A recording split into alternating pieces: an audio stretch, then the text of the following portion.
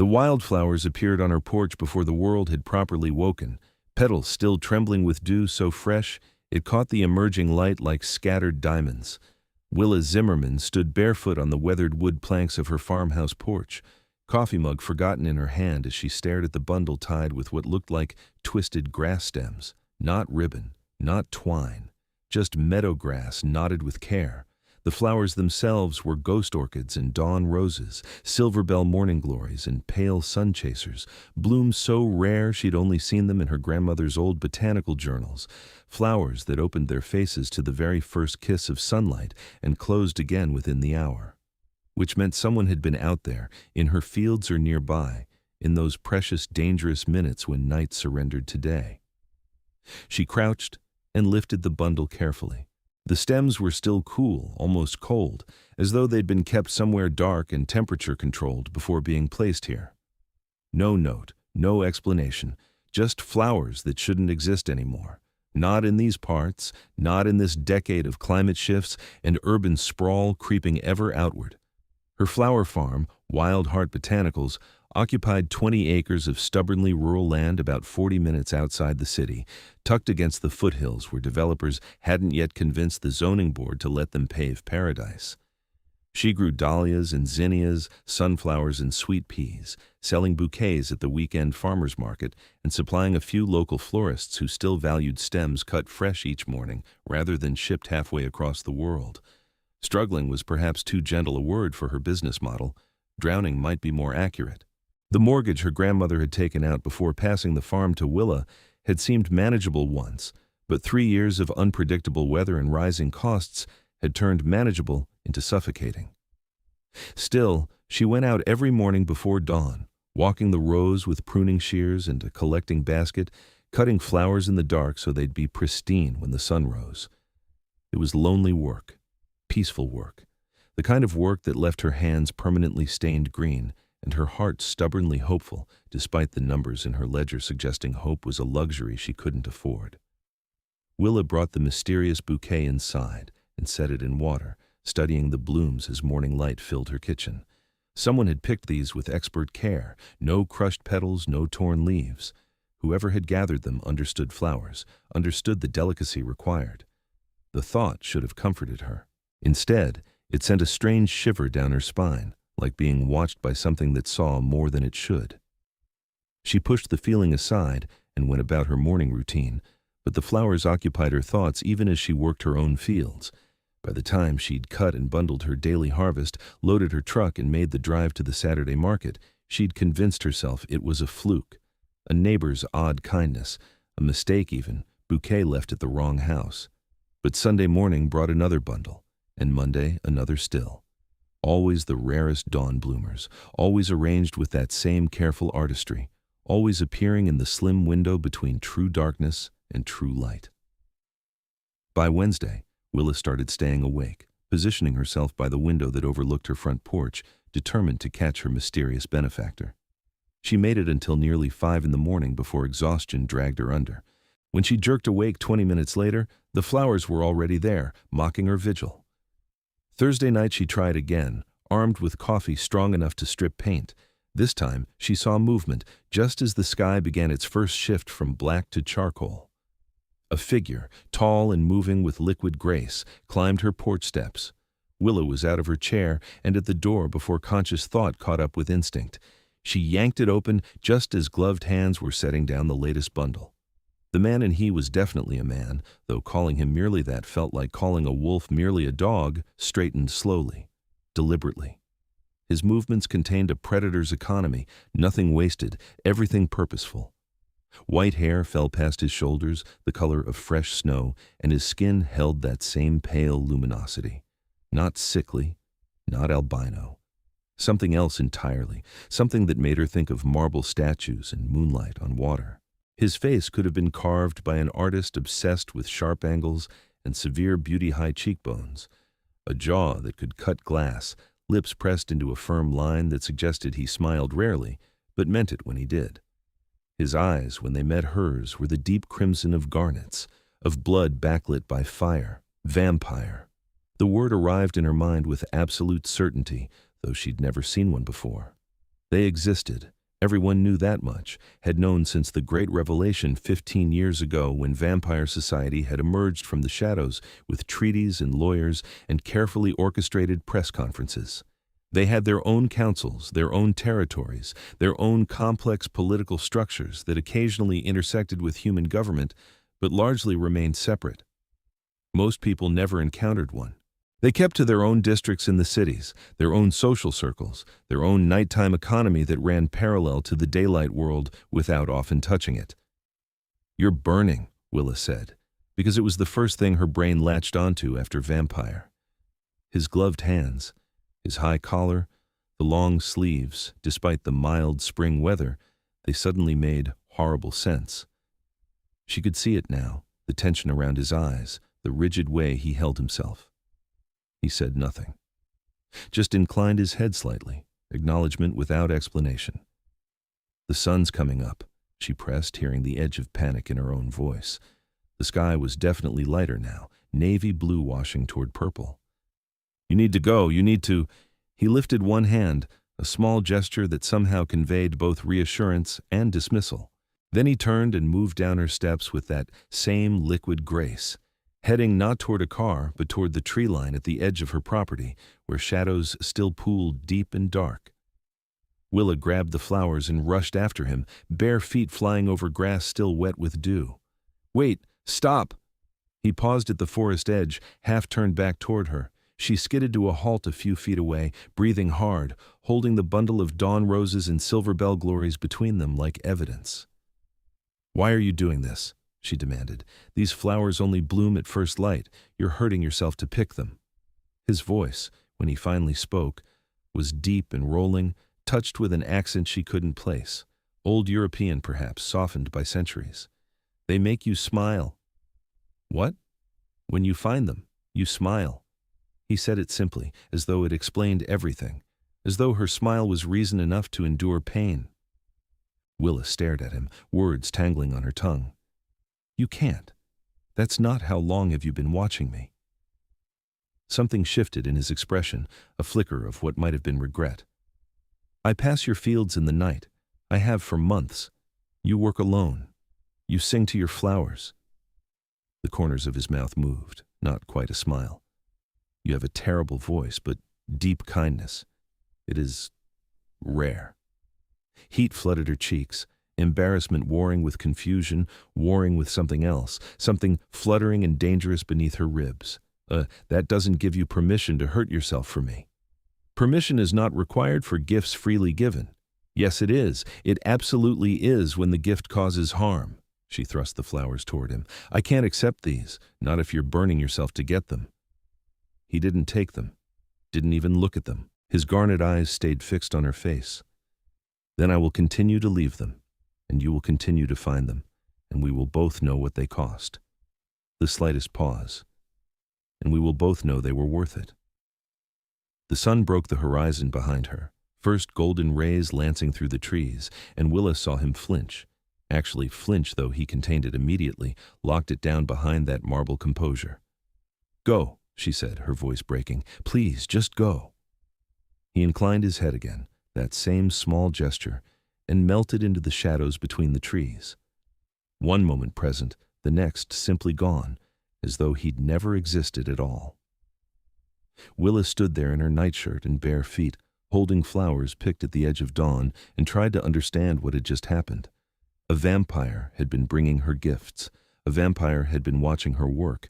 A vampire found her singing and kindness rare enough to burn for. The flowers trembled in her shaking hands. She went inside and called the only person she knew who might have insight. Her friend Marcus, who worked security at one of the vampire-friendly clubs downtown and had dated a turned human for 6 months before amicably parting ways. "Vampires don't do casual," Marcus said after she'd explained in a tumbling rush. They really don't. If one's bringing you gifts, especially gifts that cost him something, that's serious interest. That's courtship." "Courtship," Willa repeated faintly. She was sitting at her kitchen table, staring at the week's worth of impossible flowers now filling every available vase. "Marcus, I don't even know his name." "Did he have white hair? Really pale skin? Eyes like—" Garnets, she finished. Red garnets. Marcus was quiet for a long moment. Willa, what did he wear? Any jewelry, any… I don't know, it was still dark. Gloves, a high collar. Everything dark, probably black. She rubbed her eyes. Why? Because I think you just described Ortheon Kalinex. Marcus's voice had gone very careful. Who is? And I want you to stay calm here, the vampire king of the entire Western Territories. The phone nearly slipped from Willa's grip. The what? The vampire king. Like, the actual king. He's been ruling this region for something like 6 centuries. Lives in the Obsidian Court underneath the city, has about 40 noble families sworn to him. Commands respect from basically every vampire on this coast. Marcus paused. He's also notoriously private, doesn't do public appearances, doesn't engage with human media, delegates almost everything to his council. I've never even heard of him taking personal interest in anyone outside court politics. This is insane, Willa said. This is Marcus. Vampire kings don't court human flower farmers who can barely make their mortgage payments. That's not how the world works. Apparently, it's how your world works now. Listen, Willa, you need to be careful. Vampire court politics are complicated and vicious. If his people think you're a distraction or a liability, they will make you disappear. Quietly, efficiently, without ever technically breaking human-vampire treaty laws. The fluttering thing beneath Willa's ribs turned cold and leaden. He's just leaving flowers. For now. But he's risking sun damage to do it, which means he's serious. Which means his court will notice if they haven't already. Just be careful. And maybe don't wander into any dark alleys for a while. They said their goodbyes, and Willa sat in her kitchen surrounded by dawn blooms and tried to process the fact that her life had apparently become a fairy tale. The dangerous kind, where the prince was a predator and the castle had dungeons. The flowers kept coming. Friday, Saturday, Sunday. Each morning a new bundle, each one more exquisite than the last. She stopped trying to catch him, stopped protesting to empty air. Instead, she found herself looking forward to those pre-dawn moments, to discovering what impossible beauty he'd risk himself to bring her. She was, she realized, with dawning horror and helpless delight, being wooed. Willa started leaving things on her porch in return. Nothing elaborate, she couldn't match his gifts even if she wanted to. But she left a thermos of soup one night, hearty vegetable stew that he obviously wouldn't eat, but might appreciate the gesture. It was gone in the morning, replaced by her thermos scrubbed clean and a bundle of moon orchids. She left a book another night, a collection of botanical poetry her grandmother had loved. It too disappeared, and the next morning's flowers came with a slip of paper bearing a single line of elegant script. Your grandmother had excellent taste. So he'd been watching long enough to know about her grandmother, long enough to understand what this farm meant. The thought should have frightened her. Instead, it made her feel seen in a way she hadn't since her grandmother's death 3 years ago. The 4th week brought a shift. The flowers arrived as usual, but with them came a sealed envelope of heavy paper, the kind that cost more per sheet than Willa spent on groceries. Inside, an invitation written in that same elegant hand. The Obsidian Court requests the honor of your presence at the Spring Equinox Gala. A car will arrive at sunset, should you choose to accept. No obligation, no pressure, simply the hope of seeing you smile in person. It was signed with a single initial.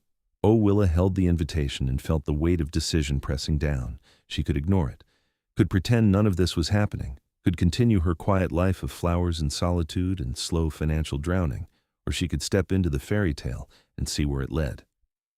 She wore her best dress, which wasn't saying much, a simple navy sheath she'd bought for her grandmother's funeral and hadn't worn since. She pinned her dark hair up, applied makeup with shaking hands, and told herself this was fine. Just a party. Just a chance to satisfy her curiosity. The car arrived exactly at sunset. A sleek black vehicle driven by a vampire woman with white hair, braided in an elaborate crown and skin like porcelain. Miss Zimmerman, she said with a slight bow, I am Sabine. Lord Ortheon has asked me to ensure your comfort and safety this evening. Lord Ortheon, Willa repeated, testing the full name. It fit him somehow, regal and sharp. Our king, Sabine said, and there was warmth in her voice, genuine affection. Though he prefers to minimize the title outside formal settings, He values substance over ceremony. They drove into the city as the last light faded, descending into a private underground garage that led to passages Willa had never known existed. Beneath the modern metropolitan sprawl lay another world entirely, one of vaulted stone ceilings and wrought iron sconces, of chambers carved from living rock and decorated with centuries of accumulated art. The Obsidian Court was aptly named. Everything seemed touched with that volcanic glass-polished floors that reflected light like black mirrors, columns veined with dark glitter, walls that seemed to absorb and hold shadows. But it wasn't oppressive. Candles and carefully placed lights created warmth, and everywhere she looked, Willa saw beauty. Tapestries and paintings, sculptures and installations, the accumulated culture of immortal beings who'd had centuries to refine their aesthetic. The gala itself occupied an enormous ballroom, easily 100 vampires in attendance, all of them dressed in clothes that probably cost more than her truck. The women wore gowns that looked like they'd stepped out of historical dramas, all brocade and silk and intricate beading. The men favored dark suits or period pieces, waistcoats and tailcoats and boots that gleamed. And every single one of them had that same pale skin and white hair, though their eyes varied silver and gold, crimson and violet, amber and deep blue. They moved like dancers, like predators, like beings who'd never questioned their place at the apex of the food chain. Willa felt like a sparrow in an eagle's nest. Then she saw him, and the rest of the room faded to insignificance. Ortheon stood near the far wall in conversation with 3 other vampires, but his attention shifted the moment she entered. Their eyes met across the crowded ballroom, and something electric passed between them, recognition and anticipation, and the peculiar intimacy of 2 people who'd been circling each other in the dark for weeks. He excused himself from his conversation with a few quiet words and crossed the floor toward her, and Willa had the sudden conviction that every vampire in the room was watching, assessing, judging. "You came," Ortheon said when he reached her, and the relief in his voice was so genuine it made her heart twist. "You invited me," she replied, aiming for light and landing somewhere near Breathless. He was dressed entirely in black, tailored to perfection, high collar concealing his throat. Gloves again, fine leather that looked like a second skin. Hiding the burns, she realized, hiding what he'd done to himself for her. "May I?" He offered his arm. Willa hesitated only a moment before taking it, feeling the solid strength beneath the expensive fabric. He guided her along the ballroom's perimeter, pointing out features and introducing her to what felt like an endless stream of vampires. Lord this and Lady that, council members and noble family heads, all of them gracious and polite and watching her with ancient eyes that gave away nothing. "They're evaluating me," Willa murmured when they had a moment alone. "They're wondering who could possibly be worth their king burning himself in morning light," Ortheon replied quietly, "and they're discovering that you are, in fact, worth considerably more than they assumed. You don't know me.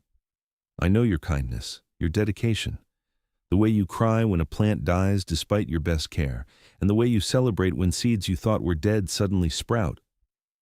He glanced down at her. "I know you work yourself to exhaustion trying to save your grandmother's legacy.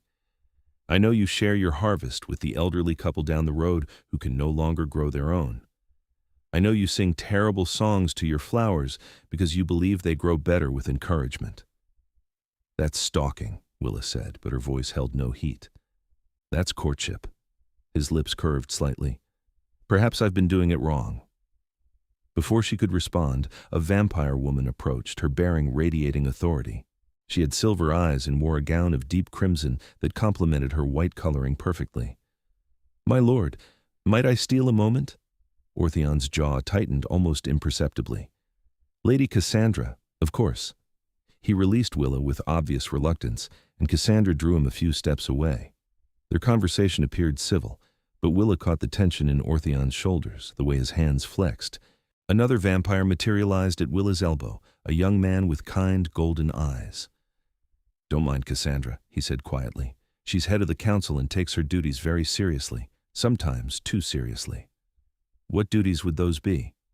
"Protecting our king from perceived threats, including threats to his dignity and standing." The young vampire, he looked perhaps 20, though he was probably centuries old, gave her an apologetic smile. I'm Dorian, by the way, junior council member and general nuisance, according to Cassandra. Willa Zimmerman. Oh, we all know who you are, the flower farmer who's captured our notoriously aloof king's attention. You're the most interesting thing to happen around here in decades. Dorian's expression sobered slightly. Word of advice. Tread carefully. Court politics are labyrinthian, and there are those who would prefer Ortheon remain unattached. Easier to control a king who has no personal investments. Willa opened her mouth to respond. But Ortheon returned, his face carefully neutral. Shall we continue? They resumed their circuit of the ballroom, but something had shifted. Ortheon was quieter, more formal. Whatever Cassandra had said had affected him. The evening progressed with music and dancing, with vampires swirling in complicated patterns that looked like choreography from another century. Ortheon didn't ask Willa to dance, which she suspected was kindness. She'd have had no idea how to follow those intricate steps. Instead, he led her to a balcony overlooking an underground garden, a space carved from stone and filled with night-blooming plants. Moonflowers and evening primrose, night-scented stock and angel's trumpet, all of them thriving under artificial moonlight that must have cost a fortune to engineer. It's beautiful, Willa breathed. I designed it myself, several decades ago when I realized I would never see a daylight garden again. Ortheon stood at the railing, gazing down at his creation. It's not the same, but it's something. Is that why you picked the dawn flowers? The question emerged before Willa could stop it. Because you miss the sun? Partially. He was quiet for a long moment, then turned to face her fully. Mostly I picked them because you love them, because seeing them brings you joy, because your smile is brighter than any sunrise I ever witnessed in my mortal life. The confession hung between them, raw and honest. Willa's breath caught. Ortheon. I know it's madness, a vampire king courting a human farmer. My council thinks I've lost my senses. His voice remained level, but intensity burned beneath. They may be right. But I've lived 600 years, Willa, 6 centuries of duty and protocol and careful political maneuvering. And in all that time, I have never once felt what I feel when I watch you sing to your zinnias in the dark. What do you feel? Her voice came out as a whisper. Hope, joy, the desire to be better than I am, to be worthy of the kindness you show to every living thing you touch. He lifted one gloved hand as though to touch her face, then stopped himself. You make me want to risk the sun. Willa reached up and caught his hand, held it between both of hers. Then let me see. Let me see what it costs you. Willa, please. He studied her for a long moment, then slowly, deliberately, began removing his gloves. The leather peeled back to reveal hands that made Willa's stomach clench. Burns covered his fingers and palms, angry red marks against his pale skin, some fresh, some healing, some old enough to have scarred. The patterns told a story, weeks of dawn excursions, weeks of touching sunlight to gather flowers. Oh God, Willa breathed, horror and heartbreak tangling together. Ortheon, you have to stop. You can't keep doing this. I will heal. That's not the point. She cradled his damaged hands carefully, tears stinging her eyes. You're hurting yourself. For flowers. For me. That can't be what love looks like. The words slipped out before she'd meant to say it, but once spoken, Willa couldn't take it back. Didn't want to take it back. Ortheon's expression shifted, something fierce and tender crossing his features. Then tell me what love should look like, and I will learn. I have been alive for 6 centuries, Willa, but I have never been in love before. You will have to teach me. She was trying to formulate a response when the balcony doors burst open and Cassandra strode out, 2 other council members flanking her. All 3 looked furious. This has gone too far, Cassandra announced without preamble. My lord, we must speak privately. We are in the middle of a conversation, Ortheon said, ice entering his tone. One that should not be happening at all, Cassandra's silver eyes fixed on Willa with barely concealed hostility. Miss Zimmerman, would you excuse us? No, Ortheon said flatly. She would not. Whatever you have to say can be said in front of her. Cassandra's jaw tightened. Very well. The Council has convened an emergency session. We are invoking Article 7 of the Court Charter. The air seemed to crystallize. Ortheon went utterly still, in that way vampires had that was more absence than simple motionlessness. You wouldn't dare. We would, and we have. You are engaging in self-harm for the sake of a mortal. You are debasing yourself, debasing the dignity of your crown and your court. Article 7 is explicit: when a ruler's actions endanger their own well-being and standing, the council may intervene for the good of the realm. Cassandra's voice held no compromise. We are separating you from this distraction for your own protection. I am your king, Ortheon said, and power rolled off him in waves, ancient and terrible. You do not protect me, I protect you. A king who burns himself for flowers is not fit to protect anyone. One of the other council members, a man with violet eyes, spoke up. We mean no disrespect, my lord, but this behavior is unprecedented and alarming. It must stop. Willa felt sick. This was her fault. Her existence had created a political crisis, had turned Ortheon's courtship into ammunition against him. I'll go, she said quietly. I'll leave. You will do no such thing. Ortheon's hand found hers, squeezed carefully despite his burns. Cassandra, I will give you one opportunity to withdraw this motion. One. We cannot and will not. The separation order is effective immediately. Ms. Zimmerman will be escorted home and provided a substantial financial settlement in exchange for a signed agreement not to contact you again. You will remain in the Obsidian Court until the council is satisfied you have recovered from this episode. It was a cage dressed in concern. Willa could see that much even with her limited understanding of vampire politics. They weren't protecting Ortheon, they were controlling him, removing anything that made him unpredictable, that gave him motivation outside their careful manipulations. No, Ortheon said simply. My lord. I said no. He turned to Willa, and his expression was gentle despite the fury she could feel radiating from him. Go home. Stay safe. I will resolve this. Ortheon, I don't want to cause problems for you. You have caused nothing. My counsel has overstepped, and they will learn the consequences. He lifted her hand to his lips, pressed a kiss to her knuckles. Trust me. Please. Willa wanted to argue, wanted to fight, but Sabine appeared at her shoulder with an apologetic expression. Miss Zimmerman, I'll take you home. The ride back was silent and miserable. Willa stared out the window at the passing city lights and tried not to cry. She'd known this was too good to be true, known that her world and Ortheon's didn't align, couldn't align, not with centuries of politics and protocol standing between them. When she finally arrived home in the deepest hours of night, she found her porch empty. No flowers. For the first time in weeks, no flowers.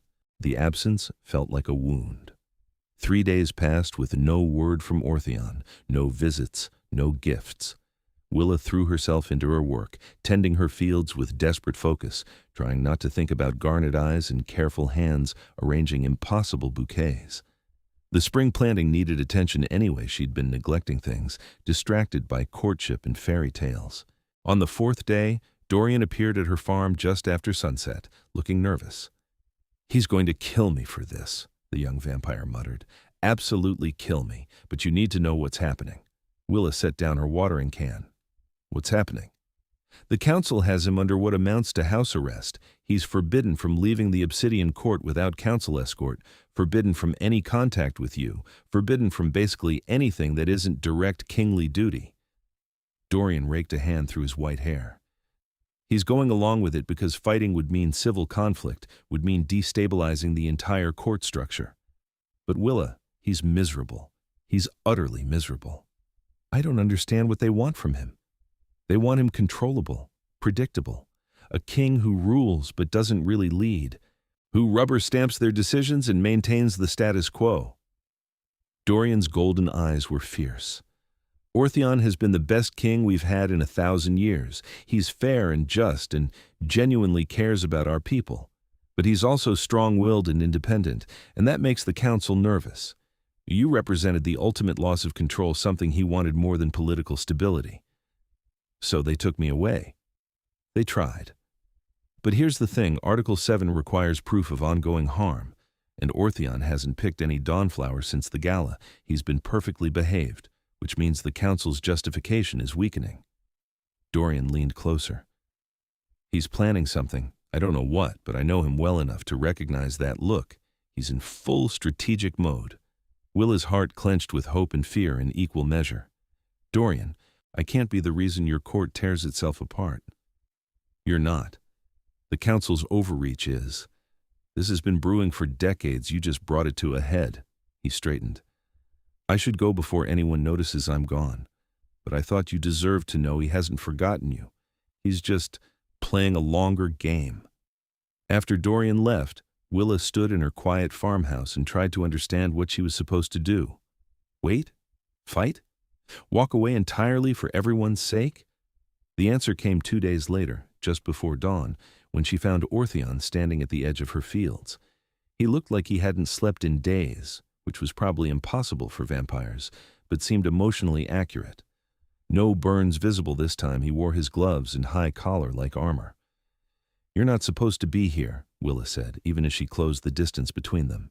No, I'm not. He smiled, small and real.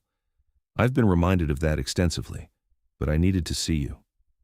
The council has been persuaded to see reason. Mostly. Orthion's expression turned rueful. It required some very tedious negotiation and several pointed reminders about the limits of their authority. But we've reached an accord. They withdraw the separation order. I agree to stop the Dawnflower gathering. The relief was sharp and immediate, followed quickly by crushing disappointment. No more flowers, no more evidence of his devotion, his willingness to suffer for her smile. Orthion must have read her face because he stepped closer, caught her hands in his gloved ones. I made them withdraw the order because they were wrong to invoke it. But they were right about one thing. I was being reckless, romantic perhaps, but reckless. And you were right when you said that can't be what love looks like. I don't want you to hurt yourself, Willa whispered. I know, so I won't. Not like that. He took a careful breath. But I would like to propose an alternative, something that doesn't require me to burn, but still honors what those flowers represented. What kind of alternative? Come with me. I want to show you something. He led her not toward his car, but toward the tree line, to the wild edge of her property where cultivated fields gave way to natural growth. The sky was just beginning its pre-dawn shift, darkness thinning to charcoal. There, Orthion said, pointing to a small hollow between two oak trees. And there. Another gesture toward a rocky outcrop. And several more spots along this tree line, places where dawnflowers grow wild, but where the canopy provides shade for just long enough. 5, maybe 6 minutes after sunrise when the flowers are open but the shadows still hold. Willa stared at the locations he'd indicated, understanding dawning. You could gather them safely. I could, if I'm fast and careful. No burns, no risk, just knowledge of the land and proper timing. He turned to her. I've been studying your property for the past week, mapping the shadow patterns. These spots exist, nature's compromise between night and day. You researched my fields? I researched how to love you without destroying myself in the process. His voice was quiet but steady. Because you deserve someone whole. Someone who can be a partner. Not a martyr. Willa felt tears prick her eyes. Orthion. But I had another thought, one that requires your participation. He gestured broadly at the wild edge. What if we expanded on this? What if we created a garden specifically designed to bridge our worlds? Night-blooming plants that I could tend alongside dawn bloomers that I could harvest safely from the shadows. A space that belongs to both darkness and light. The vision clicked into place in Willa's mind. A garden that celebrated transition times, that honored the liminal spaces where their two worlds could meet. Dawn and dusk plantings, twilight zones where vampire and human could work side by side. A bridge garden, she said. A bridge garden, Orthion agreed. If you'll have me. If you'll let me court you properly, without grand gestures that cause harm. Just work, partnership, building something together. Willa looked at this vampire king who'd learned to temper his devotion with wisdom, who'd fought his own counsel for the right to love her, who stood at the edge of dawn offering not flowers but collaboration, not sacrifice but partnership. Yes, she said simply. His smile was like sunrise, rare and radiant. Then let's begin. They started that very morning, walking the property boundaries as the sun crept higher, Ortheon pointing out the shadow patterns with expert precision before retreating to the deeper forest shade. Willa took notes, sketched maps, her mind already spinning with possibilities. Over the following weeks, they designed the bridge garden together. Ortheon visited every night, arriving just after sunset and staying until the first dangerous hints of dawn. They planned beds of moonflowers and night-blooming jasmine, zones of dawn roses that could be accessed from the western tree line's shadows, twilight sections where day and night plants mingled. Willa had never worked with a partner before, had never experienced the peculiar joy of shared vision, of someone understanding her botanical knowledge and adding their own centuries of observation. Ortheon knew plants she'd never heard of, night-blooming species from around the world that he'd encountered in his long life. He also knew the growing patterns of dawn flowers with intimate precision, understood which varieties opened earliest and which lingered latest. "This one," he said, showing her a botanical drawing from a leather-bound journal, "blooms just before sunrise and stays open for nearly 30 minutes, and it tolerates shade. I could gather it safely." They ordered seeds and bulbs, planned irrigation systems, and shade structures. Ortheon insisted on funding everything, and for once, Willa didn't argue this was their project, and he had centuries of accumulated wealth that he seemed genuinely delighted to spend on something meaningful. The council remained wary, but no longer hostile. Dorian reported that Cassandra had been thoroughly dressed down in a private meeting that left her considerably more deferential. The other council members had apparently decided that a king in love was less dangerous than a king at war with his own advisors. "Besides," Dorian added with a grin, "half the court thinks it's wildly romantic. You've got a considerable faction of supporters who are thrilled to see Ortheon happy for once." As spring deepened toward summer, the bridge garden took shape. They worked side by side in the darkness, Willa in practical clothes with dirt under her nails, Ortheon in attire that probably cost more than her truck, but which he didn't hesitate to get dirty. He learned to use a spade and plant bulbs, to string irrigation lines and build raised beds.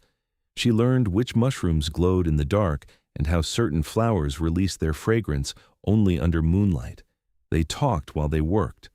Ortheon spoke of his mortal life in medieval Europe, of becoming vampire during a plague that had decimated his village, of the long centuries of learning to navigate immortal politics. Willa shared her grandmother's stories, her own dreams for the farm, her fears about losing the land to debt and development. "That won't happen," Ortheon said quietly. "I've arranged for your mortgage to be paid in full." Willa's head snapped up. "You what?" "Consider it an investment in our garden. Can't build a proper bridge between our worlds if the land gets sold to housing developers." He continued planting bulbs like he hadn't just changed her entire life. "The deed remains in your name. I want no ownership, just the assurance that you'll be able to keep doing what you love." She sat back on her heels, overwhelmed. "Ortheon, that's too much." "It's not nearly enough, but it's a start." He glanced at her, eyes soft in the moonlight. "Let me do this, Willa. Let me give you the security you've been fighting so hard to maintain on your own." So she did. She let him help. Let him share the burden she'd been carrying alone. It felt strange and wonderful and terrifying, this business of partnership. The bridge garden's first blooms arrived in late summer. Willa stood in the pre-dawn darkness, Ortheon beside her, and watched moonflowers close as dawn roses began to open. The transition was stunning night surrendering to day in a cascade of petals and fragrance, their two worlds touching for a few perfect moments. "It's working," she whispered. "Of course it's working. We designed it to work." Ortheon's hand found hers. No gloves this time, he didn't need them. "Though I confess the flowers are secondary to the company." Willa turned to face him properly. Over the months of working together, she'd learned to read his expressions, the small shifts that meant humor or contentment, or the rare vulnerability he showed only with her. Right now, he looked peaceful, happy. "I love you," she said, because it was true and had been for a while now, and she was tired of not saying it. Ortheon went very still. "Willa, you don't have to say it back. I just wanted you to know. You asked me to teach you what love should look like, and I think this is it. Working together, building something. being partners. She squeezed his hand. I love you, Ortheon Kalinex, you and your terrible romantic gestures and your willingness to learn better ones. He made a sound that might have been a laugh or a sob, and then he was kissing her, careful and fierce all at once, 6 centuries of control giving way to genuine feeling. Willa kissed him back and tasted moonlight and possibility. When they finally broke apart, Ortheon pressed his forehead to hers. I love you. I've loved you since I first heard you singing to your flowers in the dark. I will love you until the stars burn out and the world ends. That's very dramatic. I'm a vampire king. Dramatic is in the job description. He smiled against her mouth, but I mean every word. They stood in the bridge garden as dawn fully broke, Ortheon shaded by the carefully positioned canopy, but close enough to watch the sunrise paint colors across Willa's face. This was sustainable. This was safe. This was love without harm, devotion without destruction. We should probably discuss logistics, Willa said eventually. Like the fact that you're immortal and I'm very much not. I've thought about that. Ortheon's arms came around her waist. If you want to be turned, I will turn you when you're ready. No pressure, no expectations. If you prefer to remain human, I will love you for every moment of your mortal life and grieve you for eternity after. Either way, you have my heart. That's a lot to consider. Take all the time you need. I'm not going anywhere. He pressed a kiss to her temple. Though I should probably mention that the council has been making pointed comments about heirs and succession. Willa pulled back to stare at him. Heirs. Vampire politics are complicated. A king needs stability, and stability often means family. Cassandra has been dropping hints about acceptable matches with vampire nobility, which I've been ignoring spectacularly. His expression turned wry. She's going to have an aneurysm when I tell her I'm courting a human with intent to marry. Marry, Willa repeated faintly. Eventually, if you'll have me. No rush. Ortheon was watching her carefully. Too much? Maybe a little. But she was smiling. Ask me again in a year. I can do that. They settled into a pattern as summer gave way to autumn. Ortheon visited every night, working the bridge garden and helping Willa with her regular farm duties. He proved surprisingly good at the business side, applying centuries of economic strategy to her struggling operation and turning it profitable within months. They hired help local teenagers who needed work and didn't mind the night shifts when the Vampire King was present. Word spread, as word does in rural communities. The flower farmer was dating the Vampire King. Reactions varied from fascinated to horrified, but Willa found she didn't particularly care. She'd spent 3 years struggling alone, and now she had a partner who made her laugh and challenged her thinking and looked at her like she was precious. The bridge garden became something of a local attraction. Willa offered twilight tours showing off the unique plantings and explaining the concept of liminal space gardening. Ortheon occasionally participated, answering questions about vampire botany with the patience of someone who'd taught university courses in centuries past. You're good with people, Willa observed one evening after a particularly large tour group. I've had 600 years to practice. He was deadheading spent moonflowers, moving through the garden with practiced efficiency. Though I confess I prefer small groups. Large crowds feel like court politics. Speaking of which, how is the council? Resigned to my choices. Cassandra actually complimented the bridge garden last week, which I'm choosing to interpret as approval. Ortheon smiled slightly. Dorian says half the younger vampires are now attempting to court humans, inspired by our example. We've started a trend. Willa laughed. A trend of interspecies botanical collaboration? Stranger things have happened. As autumn deepened and the first anniversary of those initial mysterious flowers approached, Willa realized she'd made her decision. She didn't want to turn vampire, not yet, maybe not ever. She liked her mortality, liked the way it gave weight and meaning to her days. But she wanted a life with Ortheon, wanted to see where this partnership could go.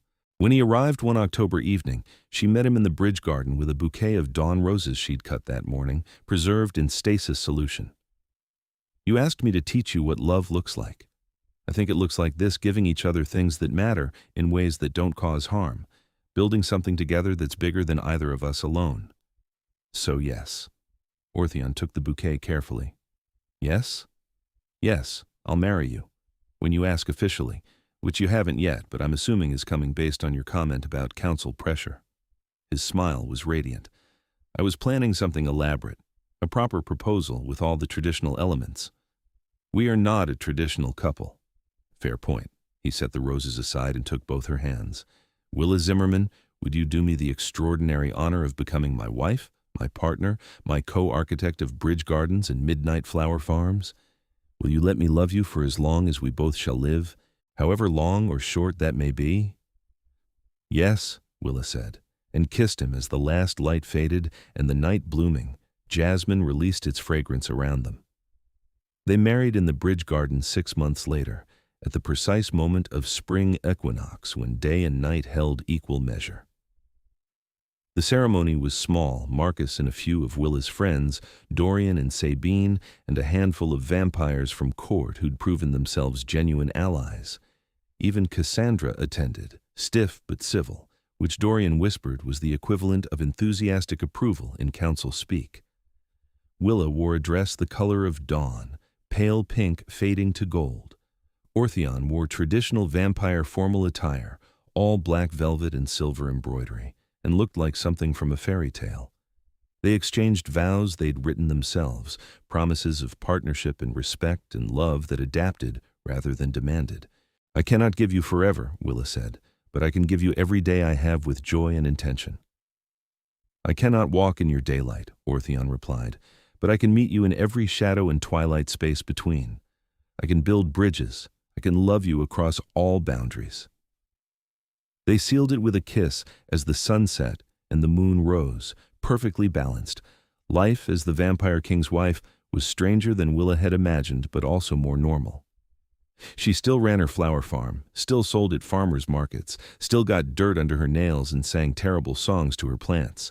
But now she also attended the occasional court function, learned vampire etiquette, and became something of a liaison between human and vampire agricultural communities.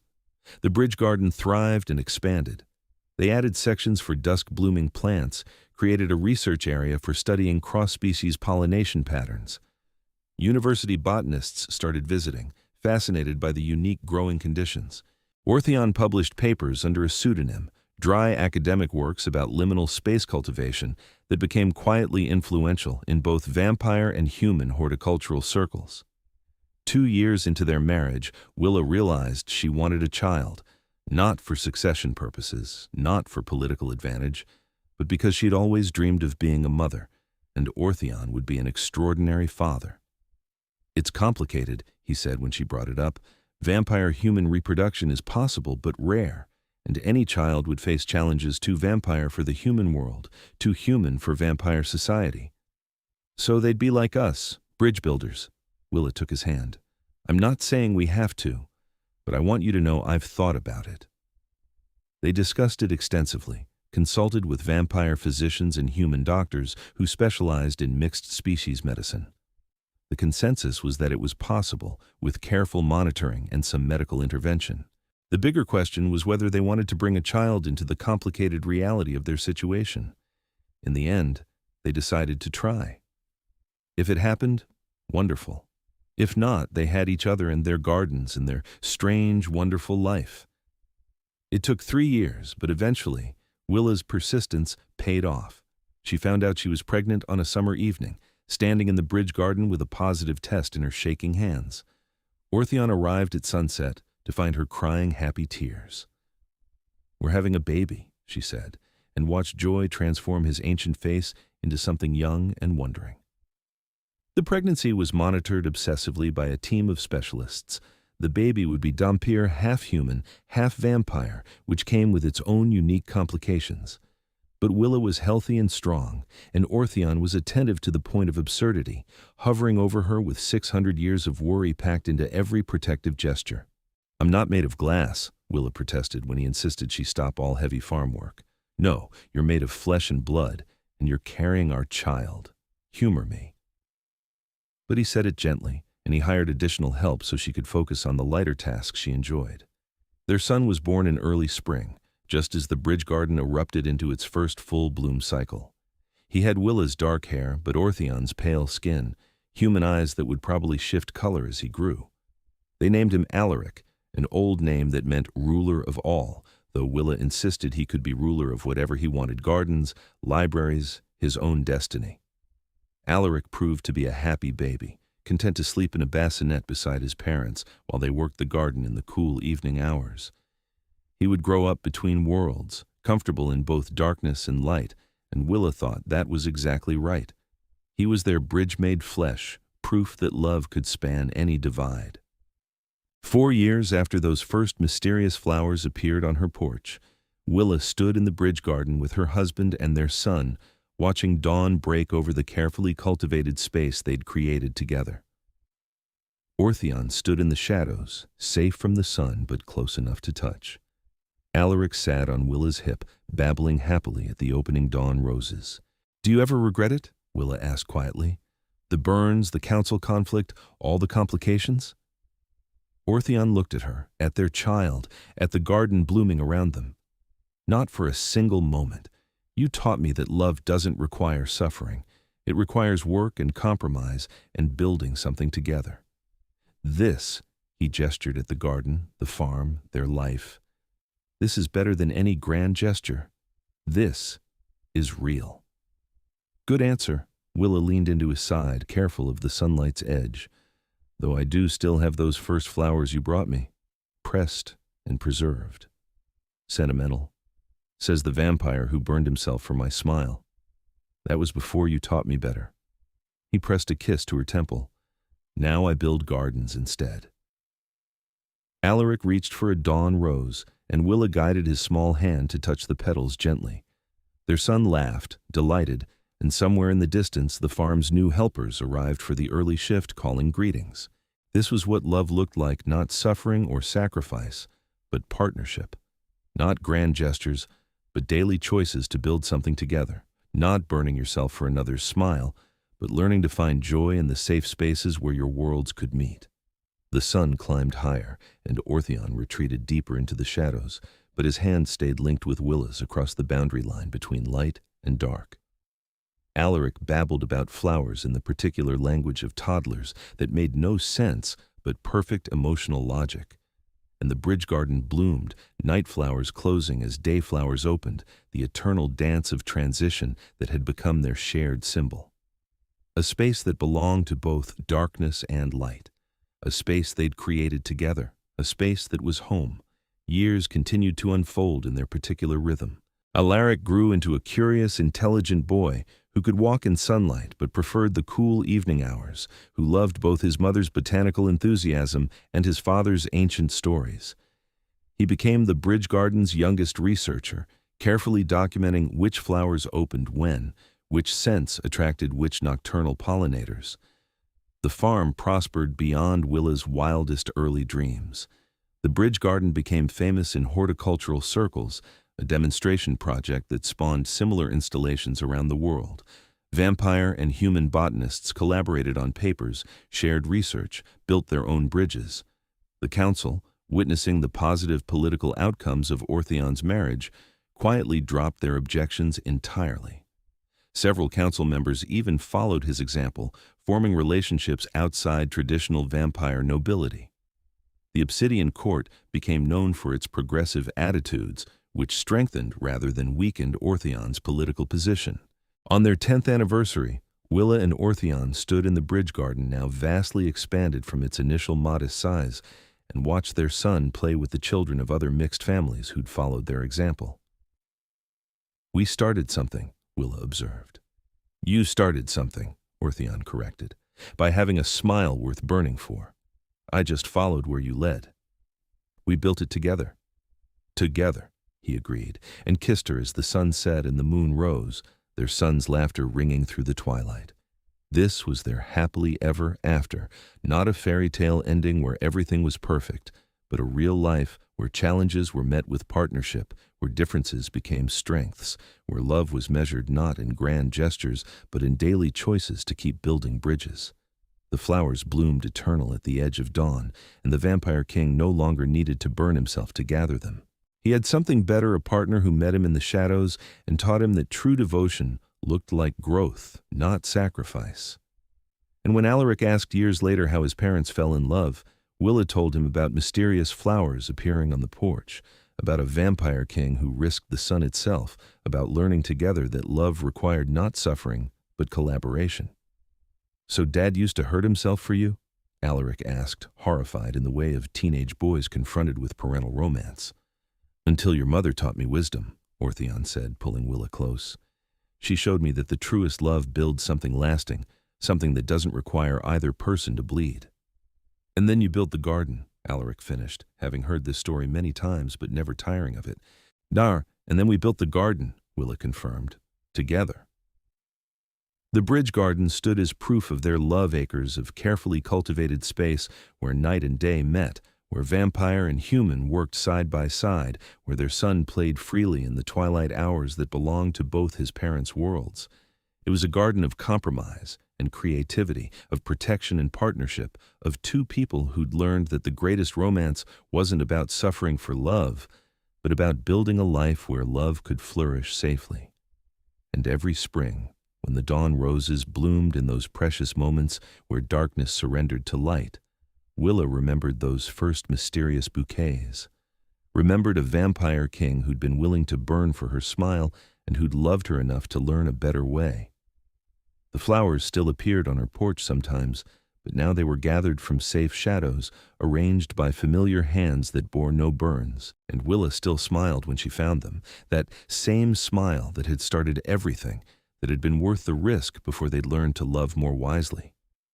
In the end, that was what mattered, not the grand gesture, but the sustainable devotion, not the initial burning passion, but the steady warmth that lasted.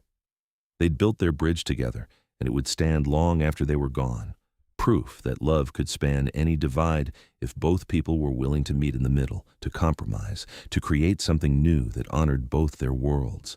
And in the garden where night flowers closed and day flowers opened, where vampire and human had learned to cultivate beauty together, their love bloomed eternal, safe, sustainable, and stronger than any romance built on sacrifice alone.